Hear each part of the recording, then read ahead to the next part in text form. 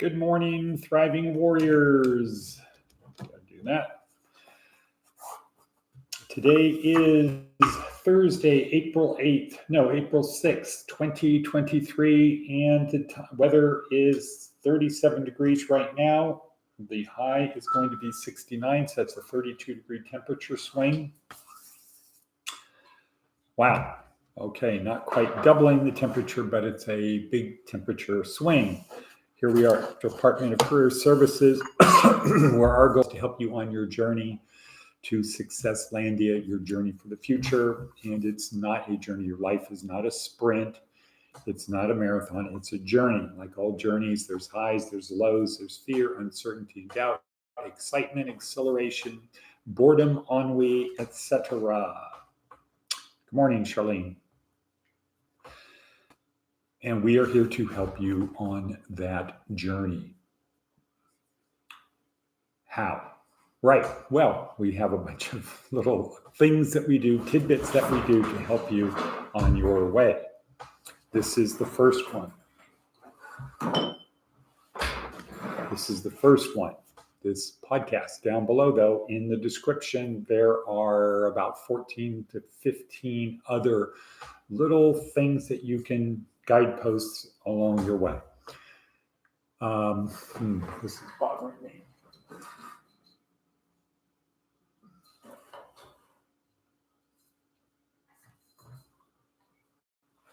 Just to get a little bit of depth there. Guideposts along the way, including the motivational video that I watch to prepare for this. Jordan Peterson, little short video I watched, Daily Stoic video, Inc. magazine, TED Talk. This is week 2, day 4 of our 4-week neuroscience-oriented approach to success. I have a link to the online version of that. But the TED Talk today is Amy Cuddy. No, let's see. Kelly McGonigal, stress. Berachah Church, Jack Rowland, David Goggins, and Aesop Fable, prayer, and some other little tidbits. So all of that is contained down below. That's where the meat of this is. This is just the appetizer. If you like, good morning, Diane. Diane, how are things with you? Okay, so a lot to do today out there in the real world. Charlene is almost done with her 4 weeks of training certificates. Next week is her graduation at 9 a.m. So good for her on that. And let's see what else. Okay, let's get ready to start. First things first, coffee. Coffee in my Roland container.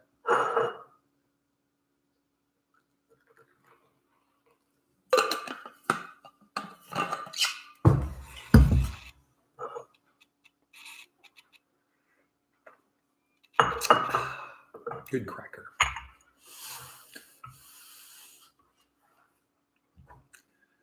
Next, our theme for today, our next little theme, always act with integrity. Simple. You want to get from point A to point B on your journey, always act with integrity. Be consistent in your actions. All righty then. Next, attitude of gratitude. So please write down in your books. I'm so happy and grateful. Happy and grateful. Now that.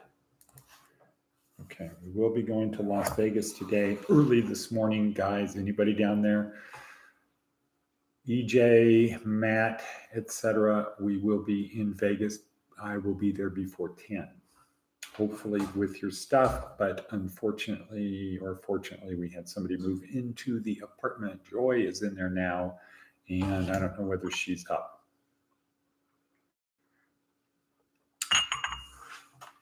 Okay, I'm so happy and grateful. And then ask your brain the question, what am I so happy and grateful for now? And certainly you can do the things like, well, I'm alive. It's a beautiful day. Yeah, that's true. That's good. Have an opportunity to make the world a little bit better place. Something good is going to happen to me today. Who knows?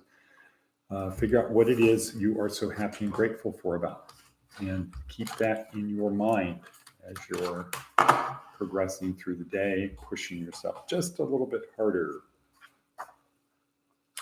All right, again, TED Talk is Kelly McGonigal, How to Make Stress Your Friend. We tend to believe stress is bad. Meditate, breathe, whatever. However, it turns out stress is our body's natural reaction to what's going on, hopefully around us, not inside of us, but it could be inside of us. Stress is our body's natural reaction to that. So it's getting the heart beating faster, circulating chemicals, neurotransmitters, hormones that may be needed to perform in the near future. So stress in itself is not good nor bad. It's what it is. It's the body's natural response to certain things. If you didn't ever have stress, you'd have big, big problems in life. So it's the fear of stress that's bad. It's not stress. Stress is natural. Cortisol is a natural thing that we all produce. It's not that that's bad. It's fear of that that's bad. So when you go out of your way to do things to disrupt your body's natural responses, might not be good. Okay, Seth, go. Today is a long one. Today's a long one from Seth, but a good one. Replacing bad systems with bad systems, a metaphor involving parking meters. Over the years, parking meters in town have evolved into a cumbersome, awkward system. Coins are heavy and you need to have them handy. Meters need to be reinforced against theft and breakage. Town employees have to empty the coins and securely deliver them to the bank. Meter feeding allows local employees to hog spaces that might be used for shoppers. You get the idea. But replacing all the meters is expensive, and because it's inherently a centralized system, involves a lot of lobbying as well as a group of people making a choice with limited expertise. A choice they'll only have to make once. They can't learn from their mistakes. Enter Parkmobile, an app that promises everything to everyone, except it increases the cost by more than 100% by charging fees. It's awkward, has a silly password policy that makes it cumbersome to use, sends many, many emails to users, and it doesn't generate more revenue or flexibility for the town. It charges people double and gives them less. But you can see how they managed to find the budget to do the difficult and expensive work of lobbying one town after another to gain monopoly status. The network effect is sticky and hard to overcome, and as we move the Internet of Things from our phone to just about everything we touch, it's worth thinking about resilience, flexibility, and the reason we need something in the first place. Often, we end up compromising about our compromises, maximizing for the wrong outcomes and getting hooked on a new system that forgot what the original system was even for. In this case, the first principles begin with the meters, why the meters exist in the first place. There are two goals. Keep people from parking in the same place all day, generate some cash to pay for parking enforcement. At first, having people put a nickel in a meter made sense. It's just enough of a hassle, just enough of a cost that it will balances out. Thanks to the portable ID that a smartphone offers, one simple solution is to have people scan a code that automatically gets them a period of time to park at a spot for free. The dashboard for enforcement is easy to build in a typical small town. The revenue loss is pretty small. A few more shoppers more than makes up for the cost of lost meters. If one still wanted to maximize revenue, it wouldn't be difficult to hook that scanning tool up to any number of online payment services like Venmo or PayPal and simply cut out the middleman. Once we see we have cars, spots, drivers, and phones all in a dance, we can make new decisions based on what we want, not what we simply polishes what we had. One could also easily sell parking passes, give local discounts, senior discounts, or even give merchandise codes that could use for employees in certain spots. You could make it so that the first 10 minutes are free for fast in and out trips, or have it so local employees pay less in long-term spots, or that shoppers can easily get their parking costs rebated if they make a purchase. Or you could even rethink why cars are taking up so much space in our villages and towns, and reconfigure the entire flow of humanity and traffic. But all of this is difficult because the many constituencies involved in the stakes required in making UX choices in public. Design thinking is simply to describe in 2 questions. Who's it for? What's it for? Whew. Wow, I'm only halfway done. Okay, let's move on. Let's move on, people, because that was a little bit long. How's everyone doing out there? In the land, good. Prolonged exposure to stress could be bad. Yes, Diana, correct. Okay. Well, Seth's blog post was very good, very poignant, but too long for our simple eats. We're going to go to the Aesop's fable, The Wolf and the Lamb. A strayed lamb stood drinking early one morning on the bank of a woodland stream. The very same morning, a hungry wolf came by further up the stream, hunting for something to eat. He soon got his eyes on the lamb. As a rule, Mr. Wolf snapped up such delicious morsels without making any bones about it. But this lamb looked so helpless and innocent that the wolf felt he ought to have some kind of an excuse for taking its life. How dare you paddle around in my stream and stir up all the mud? He shouted fiercely. You deserve to be punished severely for your rashness. But your highness, replied the trembling lamb, do not be angry. I cannot possibly muddy the water you are drinking up there. Remember, you're upstream and I am downstream. You do muddy it, retorted the wolf savagely. And besides, I have heard that you told lies about me last year. How could I have done so? Pleaded the lamb. I wasn't born until this year. If it wasn't you, it was your brother. I have no brothers. Well then, snarled the wolf, it was someone in your family anyway. But no matter who it was, I do not intend to be talked out of my breakfast. And without any more words, the wolf seized the poor lamb and carried her off to the forest. Aesop's moral: the tyrant can always find an excuse for his tyranny. And the unjust will not listen to the reasoning of the innocent. All right, so what I say to you is the 4th law of power. Fairness only occurs between equals. The strong do what they can, the weak suffer what they must. So in this case, the wolf didn't need to explain its actions, and by seeking an excuse only made itself look weak. That is the 2nd law of power. Never give up power. So he's kind of giving up power. The wolf could merely have reminded himself, I'm a wolf, I eat lambs. Nothing to talk about here. All right. Okay. Here is our prayer for the day. Loving God, foster our discipleship to your model. Let this model transform us.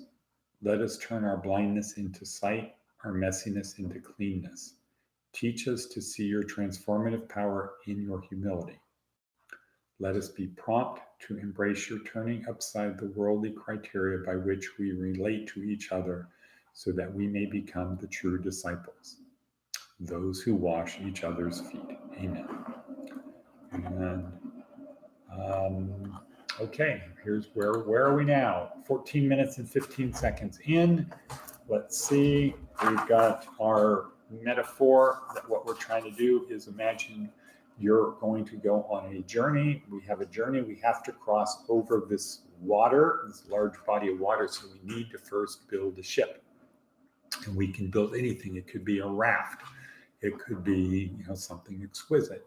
But it should be enough to have the most successful journey. A raft isn't really going to be a good journey. You're going to be totally subject to the current. Oh, How about a sail? How about a tiller? Okay, well, now you get the ability to stir a little bit, but a raft is really not good. It's not designed to hold up in the open ocean for a long time.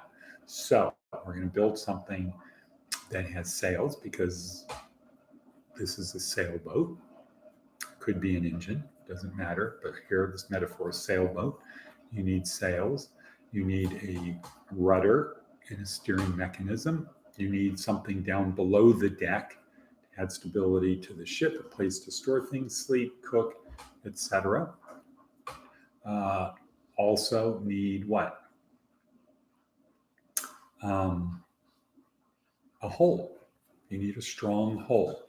So in our program, our 4 steps: physical, mental, emotional, spiritual.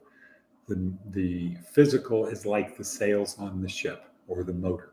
You have to have good sails. You have to take care of the sails, because everything else could be good, but if the sails don't work, they're ripped, they're torn, they're fall apart, they're the wrong size, too big, too small, your ship is not really going to go anywhere. Well, 2, steering mechanism. That's the mental part: learning, remembering, communicating. You need to be able to navigate your journey. You need to know where you're going and have the ability to get there. Okay. 3, emotional. That's what's below the deck. That's what's below the deck. And if you can't control your emotions, don't worry. Somebody else will, and they'll probably take you out of the game. And then spiritual, that which picks us up when we get knocked down. And we will get knocked down. Here, that is the belief that Jesus is the Messiah. And that is the whole of the ship. That's the thing that keeps the water out, that keeps us safe, that keeps us going, that's able to stand the rocks, and it needs to be tight. Can't have holes in it, can't be leaking. So we need to constantly be scraping it, patching it, repairing it. Working on the whole of the ship is a constant thing, because outside elements are always trying to take it to deteriorate, break it down. All right, next. So focus on that, building a ship. That is our thing: physical, mental, emotional, spiritual. 4 things. Next, Diana, what is the thing that you generally say at this point in time? Our Navy SEAL maxim: yesterday was the only easy day. Great. Also, last marker out there for us. The last marker is, thank you, Diana. Last marker is what? When is the mission over? When is the journey over? Let's change it to that. When is the journey over? When you stop breathing. That's when the journey is over. Until then, make the most of it. If you're still here, if you're still alive, that means God is not through with you yet. Thank you, Charlene. And can I have an and cut, because this was extremely long today? My apologies. Seth Godin will get you for that long one. Okay, everybody, thank you. I just want to acknowledge your presence and your diligence and faithfulness in being on here every day. So let's go out and make something happen. Mizzle muzzle.